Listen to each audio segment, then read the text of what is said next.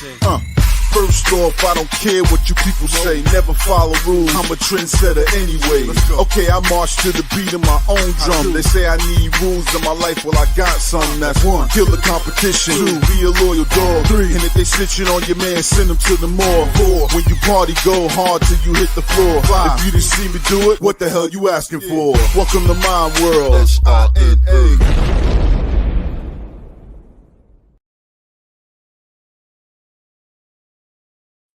Hey everybody, welcome to the Big Llama Show. On the Big Llama, guys, welcome to the Sunday night live stream. We come to you guys live every Sunday night, 10 p.m. Eastern Standard Time, here on the Facebooks, on YouTube, and on Twitch at @blackout_AD. I've got my co-host extraordinaire waiting in the background, and we've got a special guest tonight. None other than Mr. Bert Cornielius, aka Mr. Show, is joining us tonight for a special show. So let's just get him on. Let's get all our guys on. Welcome to the show, AD and Mr. Show. How are you guys doing tonight? What's good, brother? Well, listen. Yeah, first and foremost, we want to say a special thank you to Bert Cornielius, Mr. Show, for taking some time out of his busy schedule to join us tonight. As you guys, those of you who have been with the show from the beginning know, he is one of our first guests that we had. And he's back a couple of years later with a lot of stories, a lot of success, and a lot of things that he's done from the time that we've talked to him until now. So wanted to catch up and actually just see, talk about those experiences and just kind of again, we want to bring him back because one, he's a friend of the show, and two, he's got some interesting stories to tell, and it's a funny dude. So and also the South Broward connection. I mean, come on. This is not only the South Broward connection, but the Osa Middle connection. I keep forgetting. Was the first dude to get me in the gym.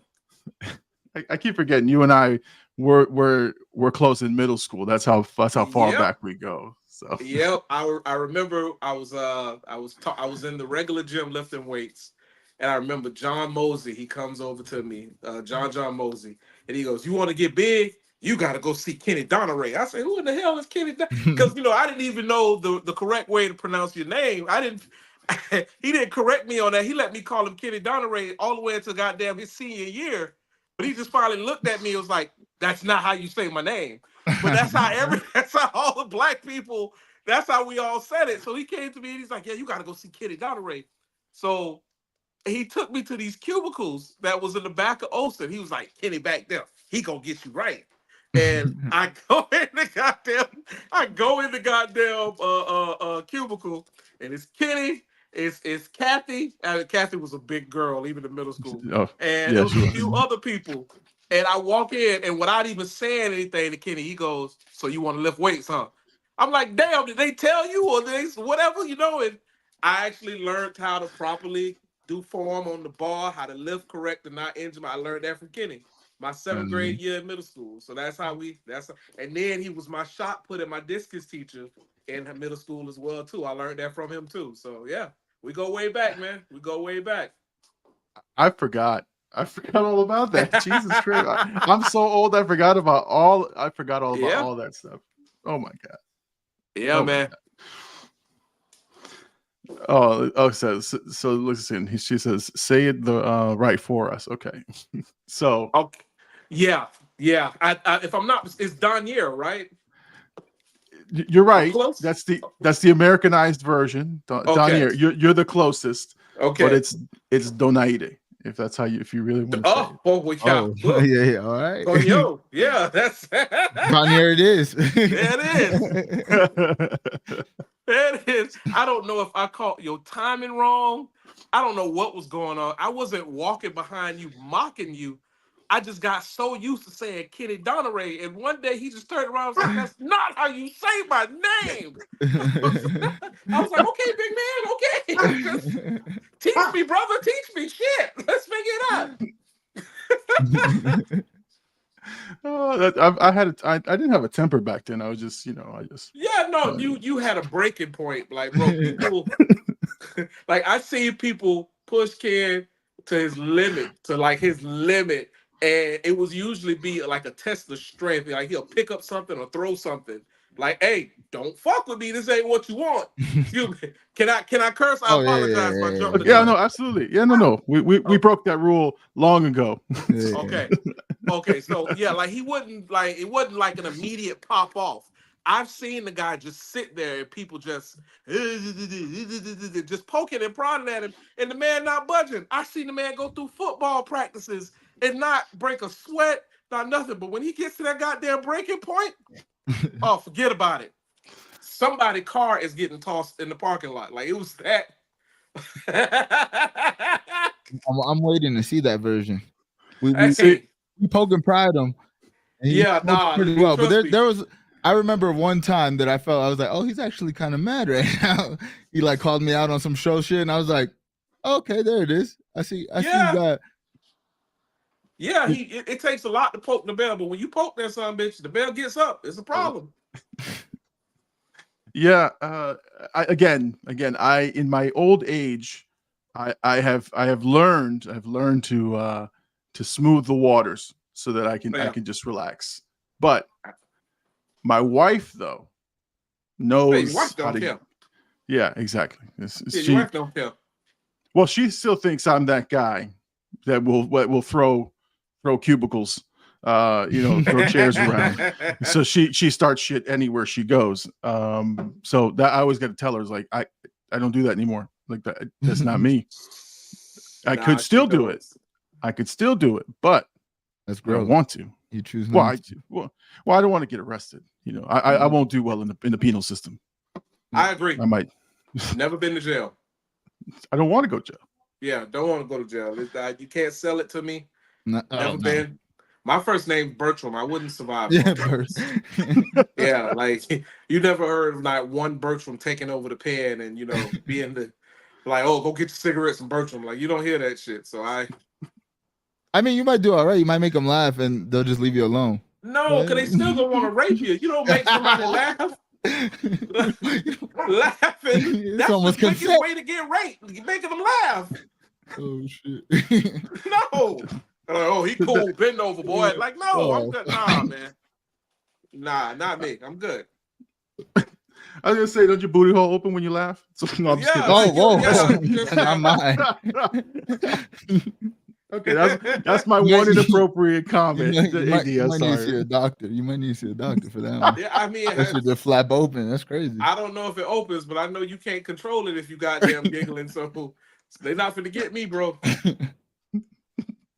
All I needed was one visit to scare straight, and I was like, "Yeah, this ain't for me. I'm good. I'm gonna behave." No. Okay, so let's switch topics from anal probes and my rage. So I wanted to ask you because obviously one of the big things that I just recently saw was some huge explosion on your social media with the voiceover work that you've been doing. Yeah. I just happened to check the numbers again. Like you have just on Instagram alone, like a couple videos, 10.5 million views, 3.4 million, 24.6 million. So like one, do you write scripts for those videos, or is it like you just naturally just come up with like what's your process in making those videos and coming together with those? Because those shits, I mean, some of the stuff you put in there, a couple of the things that you put in there, I think are for the locals. You put a couple of Dania references in there. Yeah. You say a couple of things that I go, no one is going to get that except for the guys who know him like intimately. And then a couple of things you just like, okay, this is the hilarious shit I've ever heard. But how do you come up with your process for that? For most of my life, I've always been that kid that, class clown and, I mock people, do the little voices. I remember when I was a kid, I used to do a preacher whenever, I was in trouble to try to get my grandma to leave me alone. I'd say, well, grandma, they didn't give me this for homework. And they told me that my pencils wasn't right. They said it was number 4 and I'm supposed to have number 2. Like I would do stuff like that to get her to, kind of get up off me. And sometimes it worked, sometimes it didn't.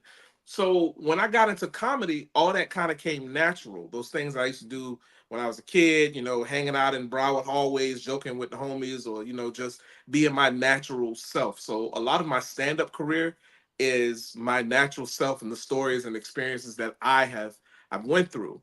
And when it came to this, it was a friend of mine, because I'm gonna be honest with you, I'm transparent. I love comedy so much. I'm not ashamed to tell everyone that I tried everything to get my numbers up so more people would notice me.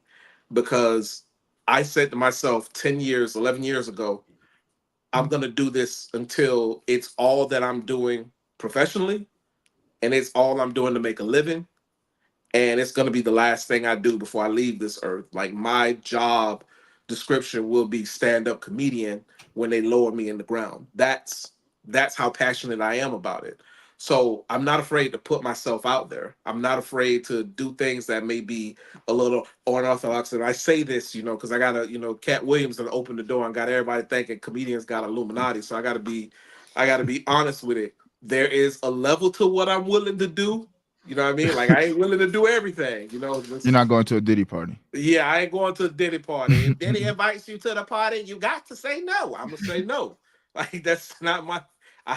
That is not my thing. But the things that I am comfortable doing, that I know that I can take a chance and give it a shot, I'm gonna do that. And a friend of mine said, my friend Pookie, we've been doing comedy for the longest. He's like a brother to me.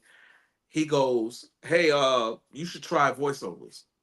I go, "What do you mean? Like that Tony Baker stuff?" Like, I'm being straight up. Like, I know who Tony Baker is, but he was saying, "Yeah, do the voiceovers." I was like, "Okay, well, what can it hurt?" So I did my research, and I seen what I was up against, and I said to myself, "You know what? I'm just going to do me, and if this works, people will gravitate towards it, and if it doesn't work, at least I gave it a shot." And the very first voiceover I did, is a voiceover with Jane Goodall, and she's releasing this monkey back into the wild. And I go into it, I'm like, "Go get out the cage, let me out. I'm free now, ain't no more jail for me." Like, I did that voice. And I just did it. I put it out there. I was in Atlanta at the time, at the Atlanta Comedy Theater. I had just did it in my hotel room. And I went and performed, and on the way home, my phone just started buzzing, buzzing, buzzing, buzzing, buzzing. So I pick up my phone, and I've got like 1,000 comments, and I got like 40,000 notifications, and I'm like, "What the hell?" So that whole weekend, I just kept looking at it. I couldn't believe it. I'm like, "Baby, they are really looking at this." And at the time I started, I was telling my wife, and at the time I started doing the voiceovers, my account was like maybe 3,600 followers on Instagram, and maybe Facebook. I had a Facebook like page with like 1,500 followers, and I had my main page. And then that day when I put out that video, it went to 1 million views. The next day, it was my first voiceover video hit 1 million views. Um, and I appreciate it. And I didn't exactly know what was ahead of me. I didn't know I would continue doing voiceovers, but I said to myself, if I got this much attention from it from the first day, I remember calling some of my friends. I was like, "Yo, how easy is it to get 1 million views on Instagram?" And my friend got quiet on the phone. He's like, "What the hell are you talking about? Like, who got 1 million views? Like, that's a lot of views." I was like, "Really?" Because I did it in like 48 hours. Is that something that can be done that quick? Like, I thought it was bullshit. I thought the algorithm was just BSing me. Like, I couldn't believe it. I'm like, 48 hours, this thing went to 1 million views and counting? Like, really? But sure as shit, it did.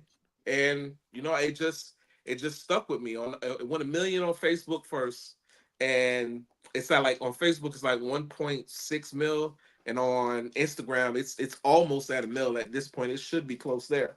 So I just kept doing the voiceovers, and the one thing that I had to make sure as a comedian, you got to make sure that if you follow a voiceover artist and you follow that person, you got to do all you can not to sound like that person. And it happens in comedy. Like, it happens in comedy. Like, you got to do all you can to come up with your own content. And what I try to do is, push the things that I come up with. I have a catchphrase, "Quapayao," which is basically like a hard hit. Like, if somebody come across the middle and you see a cornerback come sneaking, and we say crap back in the day, but if I see something like that, for the catchphrase, I say, "Quapayao," he just got laid out. So it's like a really hard hit. And I came up with that because when I was doing these videos, people would come on the video like they'd comment something from Karen Claiborne or Tony Baker or John Hunt, and I said, well, damn, I need my something that differentiates me from them, so people don't come on my posts calling out for them because they got their catchphrases. All right, so this is my catchphrase. Boom. So this is what we're working with, and I try to tell people all the time, if they ask me a question, they inbox me. I said, look, I'm doing this for me. I don't know who your favorite is. I don't give a damn. I'm gonna put this content out. You either like it or you don't. And my process for that, a lot of times, I gotta be honest with you, a lot of times it's just off of here. I'm a geek at heart, so I love Easter eggs. So in a lot of my videos, you'll find an Easter egg to something. Like I'll name one of the characters after one of my favorite shows. You know, I had a video where Claire the cat was cheating on Cliff the cat, you know, with Jeffrey Ingalls from across the street. You know, I had a different world reference. You know, I try to mix things up, you know, and try to leave little Easter eggs to the shows that I fell for. And just like with comedy, you come up with a concept, you come up with a phrase, and then you come up with a hook or a punchline, and then you just lay that in there. And that's what I try to do every video. You notice that I'll start out with something for a conversation, throw something funny in there in the middle, and then at the end, it's got to be some type of punchline that makes people say, damn, let me take that back. And then some people was calling me like the king of one-liners because I have one liner that went popular, like people was like posting it all over social media, where I say there's a elephant or a rhino coming towards a lion, and I say, I thought you were hungry, bitch. How you gonna eat walking away? And then they started putting that on. They're tagging me in it now, like how you gonna eat walking away, like, you know. So those are very important with voiceovers, because you know these people catchphrases are key to these things. So if you know anybody doing a voiceover, is thinking about doing a voiceover, just make sure you got some type of catchphrase or something, and then everything else will kind of write itself. And you know, I'm like I said before, I'm kind of a geek or nerd, so I like to put together a story as much as possible. So that's my process for the most part. That's dope. Because I remember the first conversation we had. Because I watch a lot of comedians that do podcasts, and you kind of see, especially like since I've been doing content, you kind of seen comedians take to the internet more and post more of their clips. And I remember asking you, like, "Oh, do you think you're gonna start posting clips?" But it's dope that you found even more of a niche lane that you're clearly thriving in. But I'm curious, has there been a video that you got any backlash? Hell yeah, man.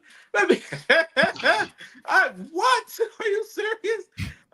There's the occasional person that doesn't realize that the cat or the dog or the bear isn't actually talking. And they'll jump in my inbox and go, "Why'd you say that? Why did the bear say that? Why would you?" What the thing that I'm going through right now? There's a bear on a table I did a voiceover for, and the bear broke up with his girlfriend, but the bear's eating with them, right? Because to me it looks like, okay, this bear don't want to kill anybody, so he got to be going through something, because he's real somber. He's just eating the food. So I came up with a little skit. You know, my girlfriend left me. She's with a brown bear now. He's twice my size, whatever. People have been inboxing me. Why did you record her? Why did you get your woman and your child to safety? And I'm like, lady, I don't know these people. I don't know them. And then the biggest pet peeve you'll go through in voiceovers. Voiceover comedians, all of these comedians, like, you know, Current Claiborne, he tours. He's got 1 million followers. You know, Tony Baker's everywhere. He's got a lot of followers. This is like the springboard to, you know, doing more with your comedy career. So a lot of times when you're not getting the numbers that you want to get, you look to additional means like skits. Some people can take off, like King Botch. He was a comedian that was trying to make it in Hollywood. Guess what? It wasn't really hitting for him. The man got on Vine, became an overnight success. Now he tours doing stand-up. Sometimes you got to find a way to kick open the door when nobody's giving you a key. Yeah. But one of the biggest pet peeves that you go through as a voiceover artist is that the love that people have for other voiceover artists. I have been, man, one lady at 3:00 in the morning, I had a video that was doing well, like really good, on its way to 1 million. And I get this notification in my inbox, and this woman has written a paragraph telling me I'll never be like her favorite voiceover guy. I should quit while I'm ahead. And the woman, when it found me on YouTube, I seen some of your stand-up comedy.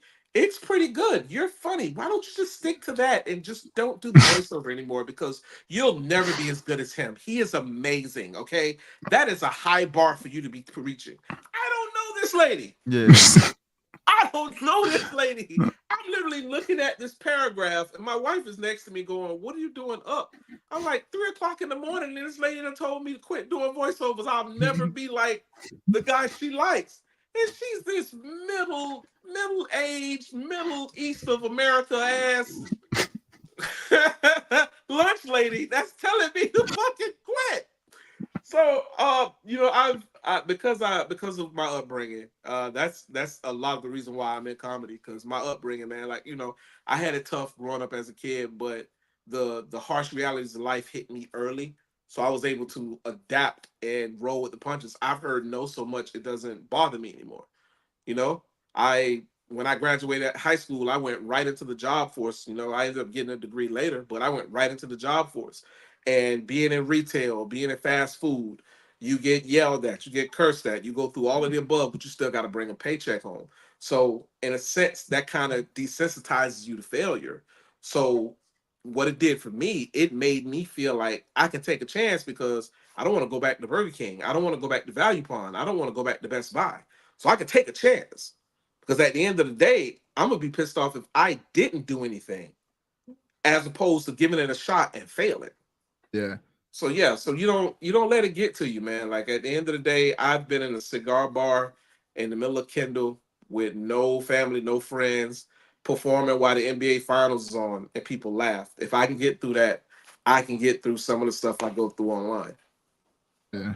That's kind of something me and Llama are kind of going through right now, where we're trying to take this more serious. He's got an editor now, like taking a little bit more steps to the consistency we've been having. Right. But I feel like me and my job personally right now, like nothing gives me more gratification than when I'm doing this, or when I'm doing, like, I sell Pokemon cards and stream. When I do that, I'm like, bro, the satisfaction I get from that, I will never get working at a job. And I love cooking. That's what I do. But I love cooking, but I never can satisfy that desire. So I feel like some people are scared to chase that feeling. It's like, all right, it might be uncomfortable right now, but this dog's going crazy right now. Holy shit. But it might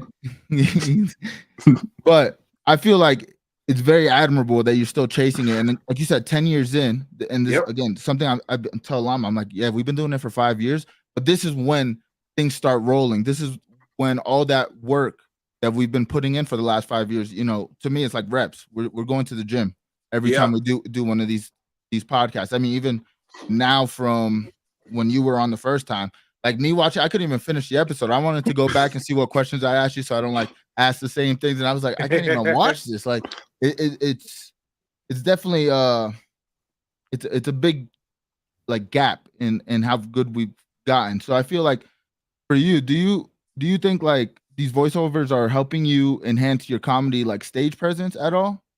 Is there a correlation to that? I got to be honest with you. My intent to do it was to get my Instagram numbers up. When you get your following numbers up, you can reach out to different clubs and and attempts to booking. What do you have? There's comics that were on Comic View for 20 years ago that are still riding off of being on Comic View 20 years ago. You know what I mean? Once you get those credits, you're able to command and demand, and you're able to negotiate better situations. So I decided that I needed that because I finally got comfortable with myself on stage. And what I mean by that is that for the first 7 years of my career, I couldn't rewatch my videos. I had the toughest time rewatching my videos because I would critique myself so hard. Like I'll tell you straight up, I can go into a room and I could decimate that room. 3 years ago, I'd still ride home with my wife and I'd say, what do you think I could have did different? And she's like, what do you mean? Some lady almost passed out. She needed a breathalyzer. Like literally, the lady was crying. What do you mean? What more could you do? Well, I could have delivered the joke this way, or I could have said this. Like I over critique myself. And I just got to the point in my career now, starting 3 years ago, I did one show that I thought was an amazing show. And I watched that video and I watched it all weekend. And I remember looking at my wife going, damn, I'm pretty funny, huh? Like that's when it finally hit me that I'm good at this. Literally doing this 7 years before I actually took time and I had nothing to critique myself about. So then I realized that sometimes you can be just your own biggest crutch, so to speak. You know, so sometimes you just got to be able to be comfortable and take that chance and just do what's good for you. As I continue to grow my fan base, my followers. You know, I got 97,000 on Instagram right now. I have 65 on Facebook. You know, I have 10,000 on TikTok. You know, all those numbers. TikTok, I'm not really too fond of because it's just too much regulations. But you know, it is what it is. As I continue growing, I'm able to put those stats on my resume combined with the people I've opened for as a stand-up comedian. You know, I had the pleasure of working with Tommy Davidson earlier this year. This is a man that I watched as a kid on In Living Color. I remember staying up late, you know, past my bedtime to watch the first episode of Living Color. Like I remember that.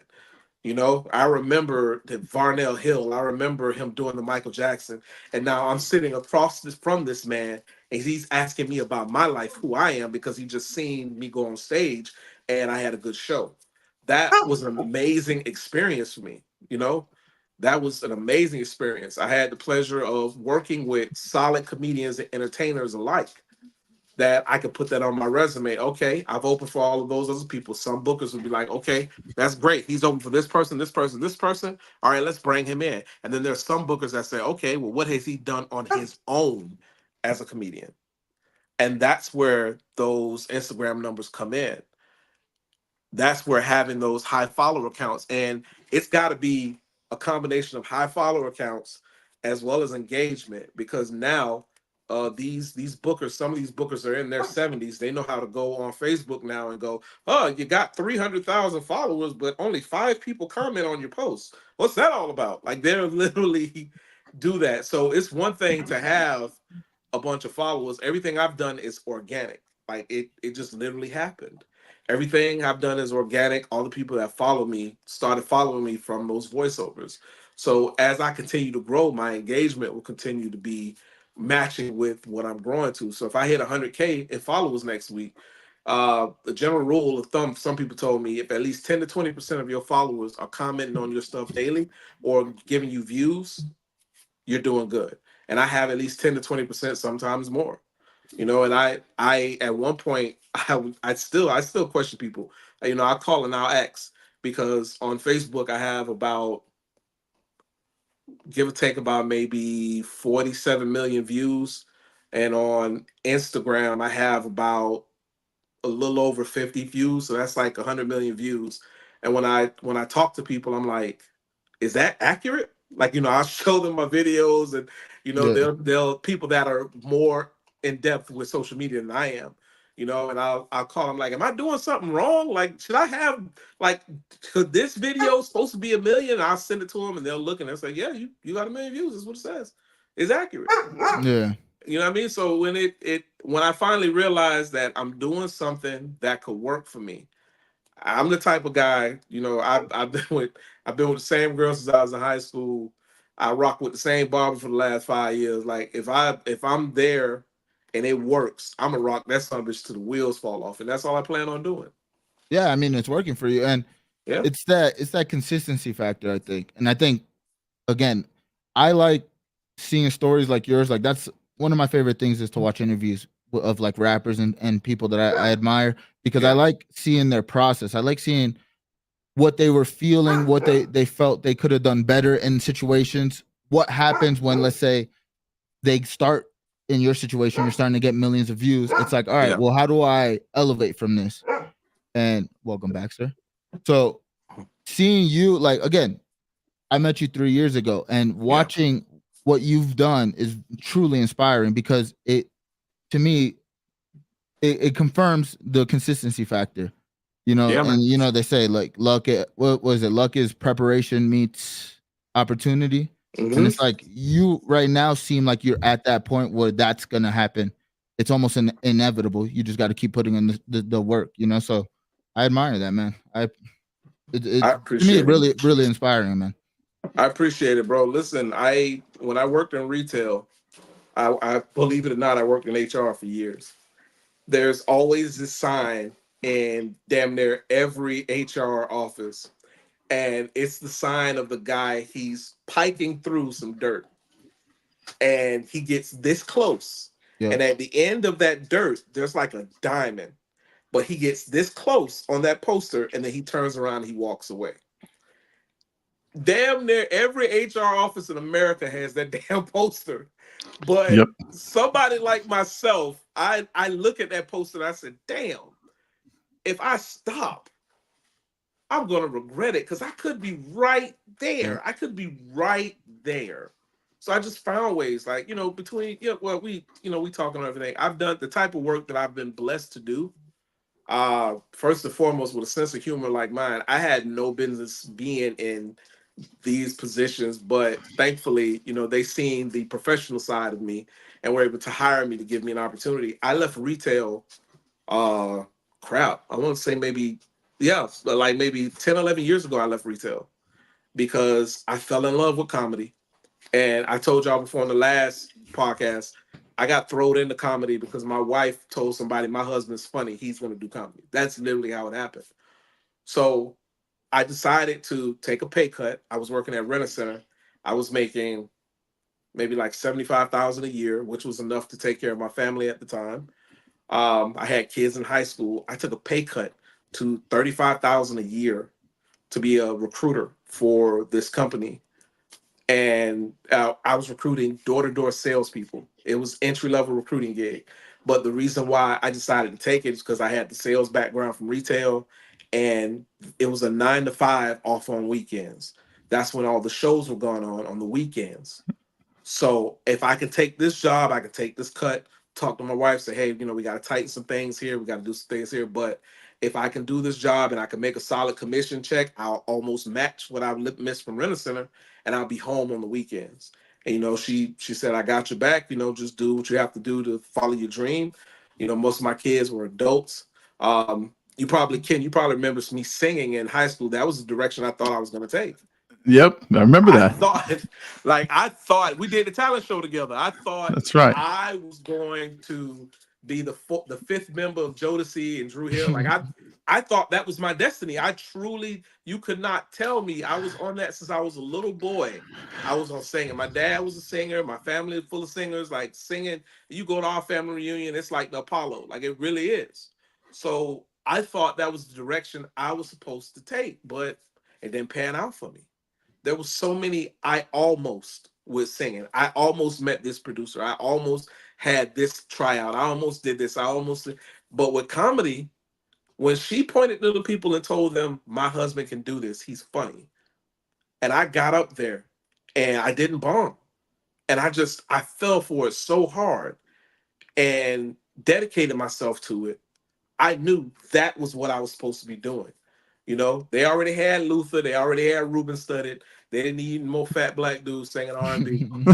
They already had all of that. Where was I going to fit, So anybody can do comedy. You could be ugly, sexy, hairy. It don't matter. Anybody can do comedy as long as you're funny, But R&B, you got to have the hair and the look and all that. No, it wasn't for me. And don't get me wrong, I still got a huge love for singing and R&B. That's why I call myself Mr. Show, because sometimes I'll intertwine it in my shows. I'll do a little set and then I'll do a little song in the set. Just sometimes I do that. But comedy is truly the destiny that was meant for me. Outside of being from my family, outside of what my ambitions were as a kid, it was what was meant for me. It's my thing that I'm starting a legacy on and putting my foot out there and my faith on. It's something I really do care about. So I took that pay cut to do this. that was my chance. You still need a job, AD. You still need a job. 100%. Don't let Steve Harvey and Monique tell you about jumping out the window and all this. You still need employment. But the best advice I could give you is get you some solid employment where you can be incognito. And you like right now I'm fully depending on comedy. But up until last year, I was a corporate recruiter for over 10 years, working with various and multiple companies. When I'm at my job, I even got my code switch voice is killer. My code my code switch is absolutely amazing because I know how to speak to someone very professionally and do what I need to do in order to help that person feel comfortable and acclimated in their role. But when I clock out, goddamn it, I'm a whole different son of a bitch. So it's I learned how to do stuff like that out of necessity because you gotta adapt. And if you want it enough, and if it's meant for you, you find ways to adapt. Listen, I went to the premier school of code switching in Olson Middle School in South Broward. Yeah. So I lived the code switching and it was great. I had an education that I didn't know I needed. Yeah, I got it. So that's where I got most of it from. So much so that I lost my entire Hispanic accent altogether. So yeah, you did. Yeah, you did. Because what's funny is I think I came into this country at the same time as all those other Esau kids that we used to hang out with. Yeah. And they could not speak a lick of English. I couldn't understand why, but oye amigo, ¿cómo está? But I remember having to switch between depending on which class I was in. If I was weightlifting, it was one voice. If it was math, it was different. If it was that geography class with Ms. Gaylord, it was different.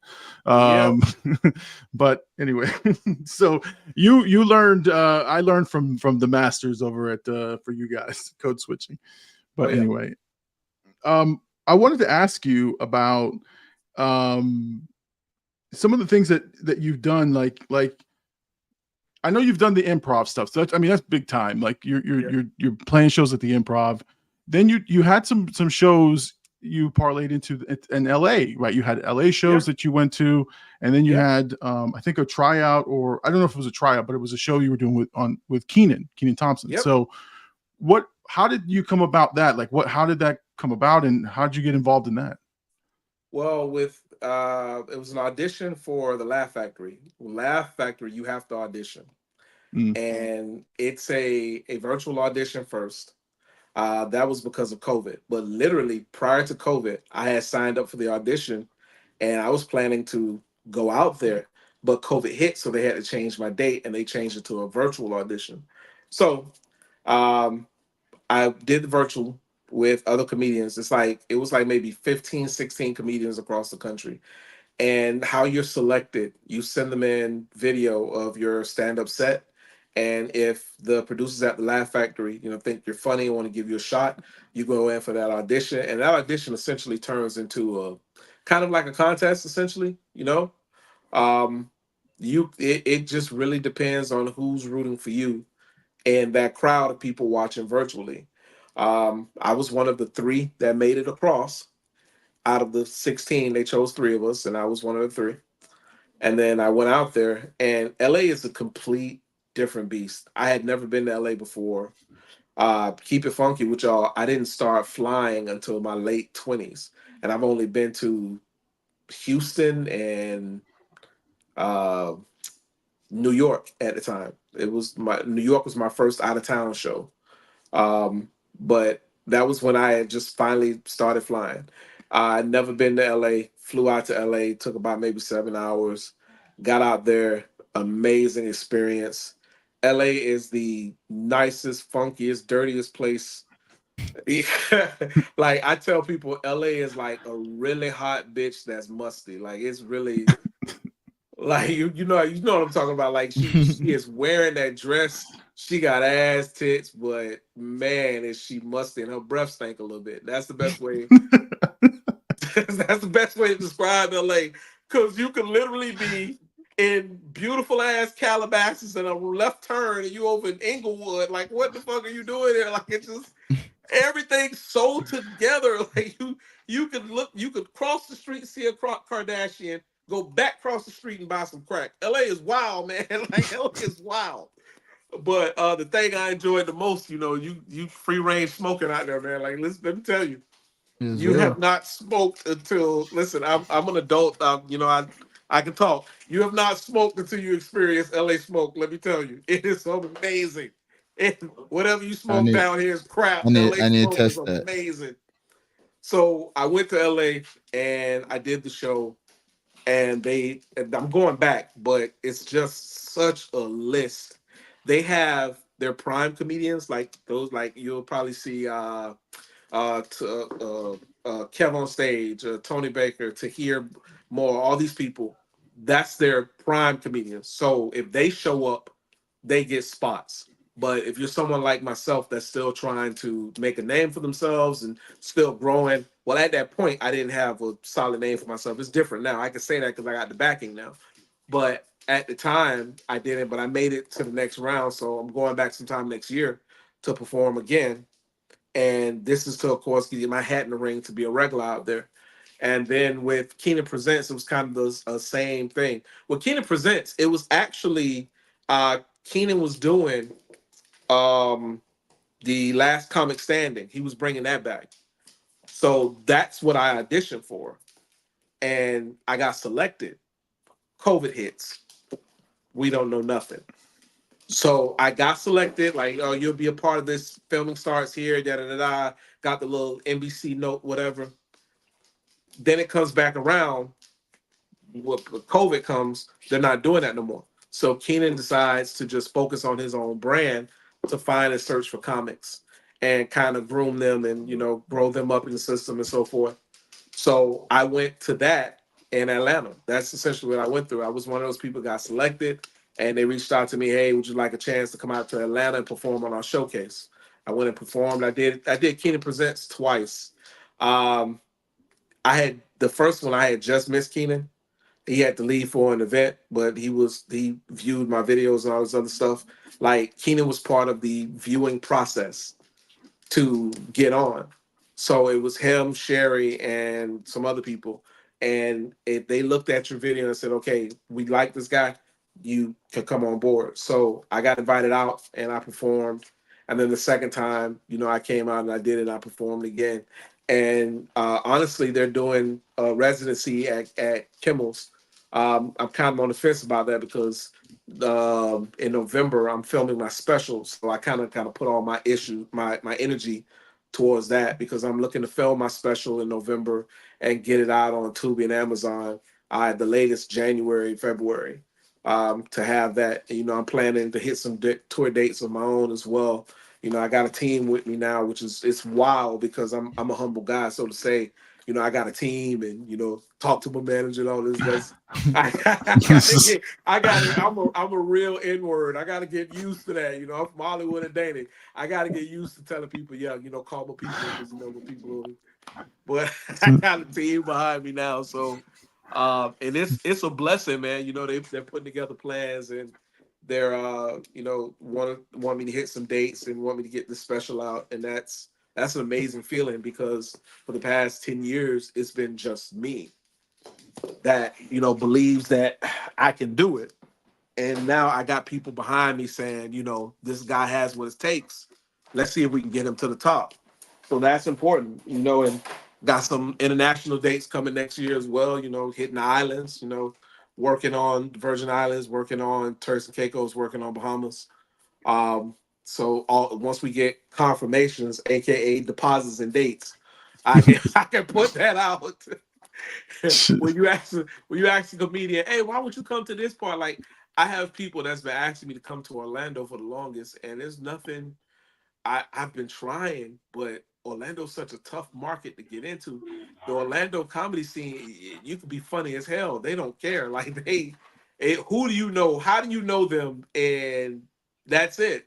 And then you get the access to where you need to be. But nah, I'm working on getting to certain places. And when you tell a comedian, why can't you come here? And we go, waiting on confirmation. I'm waiting on dates and deposits. That's it. Now that you got a team, do you have like a increased sense of pressure to perform in these situations now? Absolutely. I've had representation before. The first time it didn't work well. It didn't. I can't really go into detail, so to speak, but there's some grimy people out there. But I bounced back from that, and what I went through in that scenario, not only was my career subjected to that situation, but I had to pull my name out of the mud from that person trying to cover their ass from what they did to me. You know what I mean? The hardest thing you got to do in this business is somebody does something to you and you can't retaliate like you want to.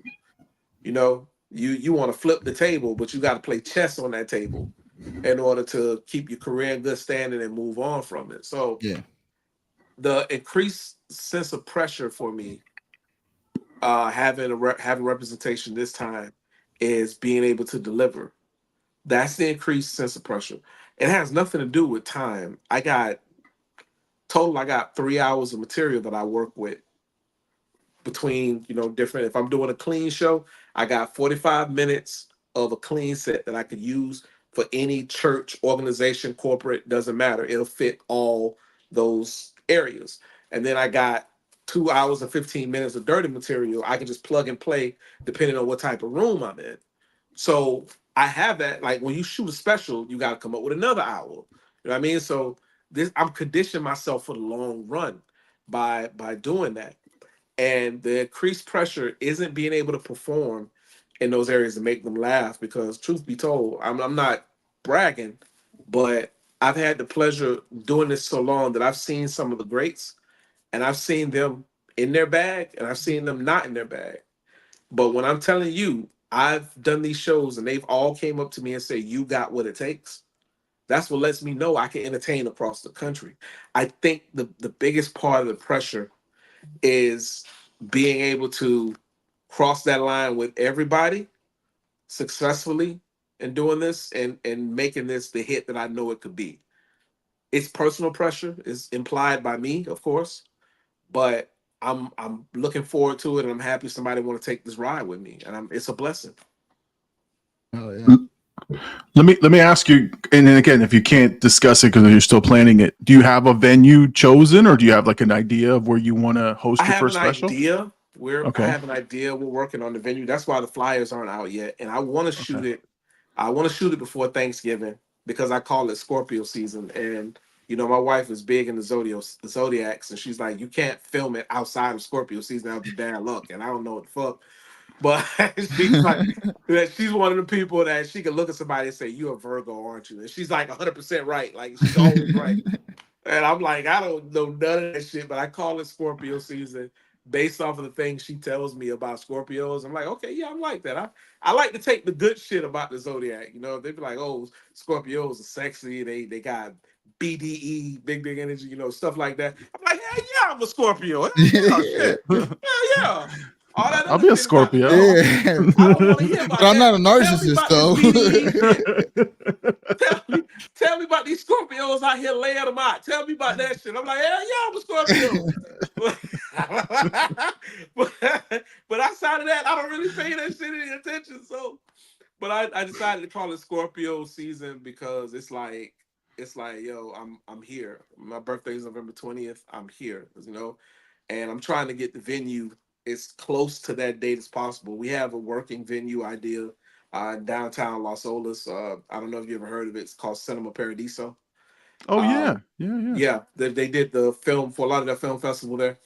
Yeah, I'm more than likely it's going to be there, but I'm just looking at a few more venues to just make sure, because it has to have that stand-up comedy aesthetic. Like, I can't do this in a restaurant. I can't do this in a garage, nowhere. It's got to be somewhere that looks like you could sit down on a Friday night and watch this and laugh your ass off. It's got to look good. And not only that, but if it doesn't look good, Amazon will not take it. Like, well, don't let Tubi and Amazon fool y'all. Like, Tubi and Amazon got standards. Will you be editing or putting the creative touches on the video aspect of it? Well, the camera guy's gonna do the editing, but I'm gonna see all the drafts before he, before he comes to the final. There's a specific look that I'm looking for. I'm looking for a dual camera look. You know what I mean? Like I want to be able to get audience reactions as well as I'm doing these jokes. I want it to look like a special that I've watched, you know, before I became a comedian, when I was just a fan of comedy, you know, and I was just repeating jokes I heard on the Bernie Mac and doing the little accent, motherfucker, motherfucker. Like I want my special to look like that. You know what I mean? And that's the aesthetic that I'm looking for. Well, I'll say this: if it's local, because if you take the venue somewhere else, I don't know that I could travel. But if it's local, I will be there. You just Oh, awesome. tell me I will be there. And no, I'm not asking for comp tickets. I will pay the tickets because I know I know I've seen how you post and I know how you feel about it because I feel the same way. Like Yeah. support the dude, right? Support Yeah. the guy. Don't email him like, hey man, you got some free tickets. No, fucking pay Yeah. your money. Support this man financially. Buy your own fucking tickets. So, but yeah, Absolutely. no. If you're local and you're filming your special, I want to be there. So I will get some Absolutely. tickets, and Yeah, bro. I will make sure I'm there. So, but yeah, no, to just give me the details though. To make sure you do let me know it's the special, and I will definitely be there for sure. Absolutely. And let me give you some advice. Um, take it as you will, but something I learned in comedy a long time ago. I may get up and I may, you know, every once in a while I post something, you know, just out of frustration. But I learned in comedy that the people that know you aren't going to be your biggest supporters. Oh, yeah. The It's people true. that personally know you, like I don't know if you noticed, but I'm barely on my main Facebook page now because from going viral, I get the occasional butthole, but I get more support from people that don't know me. People that Yeah, don't know me are in my inbox telling me that I'm funny. You know, I throw my comedy clips online as well, in the same page that I throw my voiceover work. So I get traction on those clips, and they go on and they comment, or they'll share it in my inbox and they say, "Man, you're funny as hell. Why aren't you on Comedy Central? Why aren't you on this?" That's something that, and don't get me wrong, people have been supporting me. I got people that have been supporting me since I started doing stand up that on my main page, but there's more people on there that know me as Bert from South Broward or Bert from Dania that haven't really adjusted to the fact that I'm a stand up comedian, that I've done this, that, or whatever. So sometimes the people that know you just won't do it. You know, and it's no hard feelings. I don't hold 1 ounce of malice. The hardest thing I had to experience as a stand-up comedian was somebody going to the Cat Williams show and they'll go, "I'm at the Cat Williams show. You here tonight, bro? You gotta take that. Hey man, Kevin Hart in town. Why Kevin Hart won't put you on the show? You gotta take that. I'm at the Daniel Improv. Damon Wayans here. Why you ain't here? You always at the Daniel Improv. That's not my show. But you gotta take that because I can't be bitter towards you because you don't know how the game goes. Yeah. right. You know what I mean? I know what I got myself into. And yeah, sometimes I'm a vent. You know, I'm gonna go in there and I'm gonna say my little piece and shit. But then sometimes, it is what it is. Man, if I could, y'all will be on this damn podcast with me all night if I go into the heartaches of comedy. Oh, yeah. All night. The almost and this close and this person did this and the man. But since I've went viral, I've had support from people that I probably wouldn't even know that come in my inbox and tell me they got to watch my voiceovers every day to make them smile. Or one lady said, she was in there with her son in the hospital, and they didn't get a good diagnosis, and all of a sudden her husband hears her cackling in the waiting room because she's watching that voiceover I did with the raccoon and the cat. And in the middle of all of that, where the raccoon say, "I'm gonna take you out," and the cat like, "Bitch, get off me!" And she said that made her laugh so hard that it kind of made her forget for a little bit the scenario that they were in. And eventually, the son came out of it good. He's doing better. I reached back out to her to check in. Because you can't tell me your son was in the hospital for something serious and you in the lobby cackling at my shit. Now I'm like, damn, this boy died. That's a, like, I'm praying for a little kid. I'm praying for a kid I don't even know. Like, please, little man, just come through, please. I don't need this on my record, man. Shit. But yeah, when you get to a certain point, and it's so weird for me, bro, because man, I'm from a place where you be humble, stay humble, you grind. But the more those numbers pull up, the more people care about who you are. And don't be jaded now. At the turn of a dime, they can say F you and go about their business. But going through that, when you came from a place of, I'm a struggling artist, to now people telling me your artistry is good, it's worth it, you're worth it. That's a hell of a change, man. And it's amazing feeling. Yeah. No, that's what I'm saying. Like I don't, when I talk about you, I don't describe you as my friend Bert from high school or the guy I knew from middle school. I say Bert, the comedian, the actor, the guy who's gone viral. I describe you to anybody who I talk to in that manner because that's who you are in terms of what you're working on. So yeah, I know you from on a personal perspective, right? But it's not. But I'm trying to continue to promote you as in the things that you're working on. So that's kind of how I look at you now, right? Yes, I am very fond of our memories before, for sure. But I definitely am rooting for you. Like I want you to make it, right? I want you to be successful, and I want you to, to be that success story that we all see. And the fact that you're on our show and you've been on our show is just one, like it's just a small like item that we go, man. If you make it right and you bust out and you do all the things that you're describing, he was on our show. That was great, right? And again, we're going to do our thing and we're going to continue working and grind towards our thing. Absolutely. And the fact that you come on the show and that you've given us your time and your energy, that's what I'm saying. I am appreciative of that, and absolutely. Just know that we support you from that perspective, that we want to see you succeed. We're going to promote your items. And like I said, I will be in attendance at your special. So just, hit me up when you finalize your details. And then I'll go see you live and support your show, because that's important to me. Again, you've done it for me. I do it for you, sort of, that kind of thing. And again, nothing is expected other than I just want to make sure you do well. So I'm just very happy for you, for sure. Thank you, brother. I appreciate that. We're at about an hour's time. Let me ask you, is there any other shows or anything you got coming up? Anything you want to, tell the folks? Because we're gonna rebroadcast this tomorrow, so this will replay tomorrow on our other YouTube channel.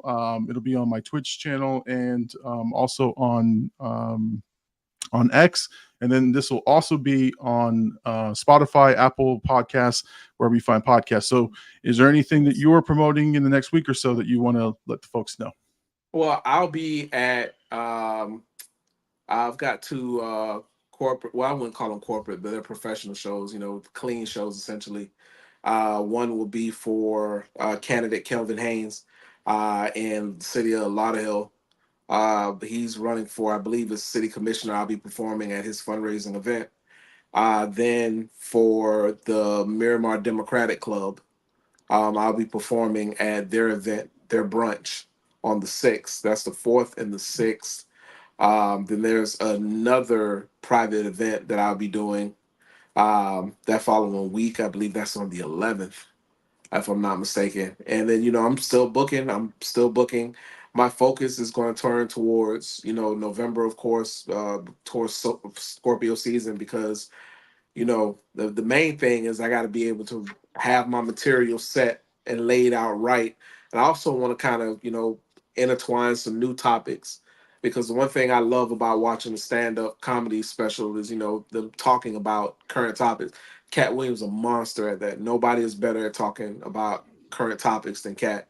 You know what I mean? You can talk about the stuff that you go through and the stuff you experience, but people also want to know your opinion on, P Diddy having 1,000 bottles of lotion. Like people want to hear that shit.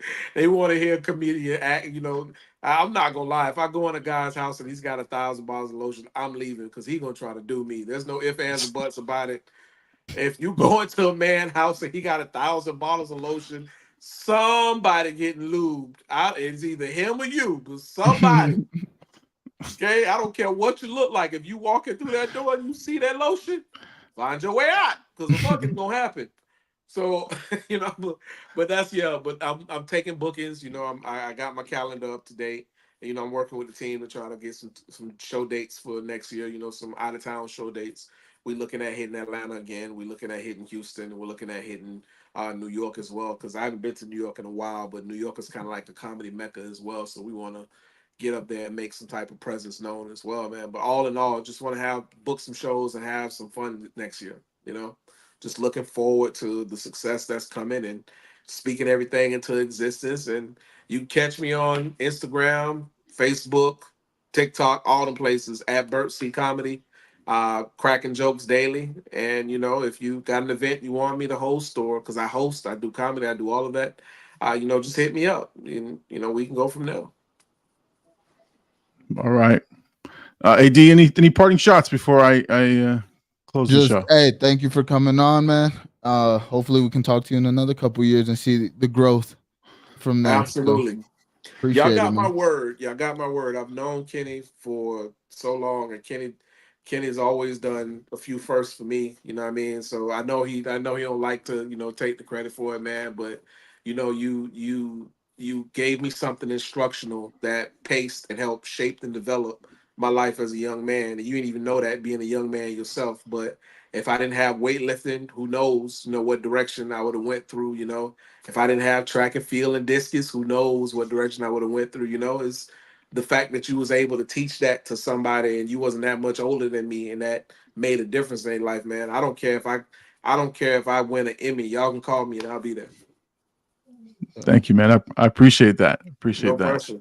No pressure. No. None. So hopefully next time that we bring you on, we'll be on a Netflix show or a paid podcast. Hopefully, we're filming to each his own. So I'm not trying to let it all out the bag, but they say they're trying to go bigger for season 4. So hopefully, I'm coming back as playing Denzel. I know I'm coming back as Denzel. We've discussed it, but hopefully, when that's filmed, maybe you never know. Or maybe there's something else coming down the pipeline, whatever. I'm open for everything. All right. So, guys, thank you again to Bert Cornielius, a.k.a. Mr. Show. Go watch him right now on Tubi, on To Each His Own, season 3. He plays Denzel. He's got a little bit of a mystery behind his character. And he's checking out the females in the show. So check him out. He's got some promos for that. Check out his voiceover work on Instagram. Again, he's got over 10 million plus views on a couple of his things. He's got things shared by Cat Williams, by Snoop. So again, check out those voiceovers. And my favorite voiceover, just by the way, is the dog that wants to check out the cow action. Because he got the milk. The milk's coming by. That to me, I've never laughed so. Right. I just want to try it. It got my own milk. I mean, that when you said it got my own milk, I about spit whatever I had in my mouth. So check out those voiceovers. Check out his. He's got some of his comedy on there on his Instagram, on his TikTok. Check out his stuff there. Again, Bert Cornielius, aka Mr. Show. Check him out on his socials. Again, thank you so much for joining us tonight on the Big Llama Show. AD, my co-host extraordinaire, thank you again for another wonderful and awesome episode. We will see everybody back here next Sunday night, 10 p.m. Eastern Standard Time. We'll talk about my foray into acting next week. Again, we have to talk to Mr. Show tonight, so we'll talk about my stuff next week. But thank you guys. We'll see you again, 10 p.m. Eastern Standard Time on the Big Llama Show. See you guys.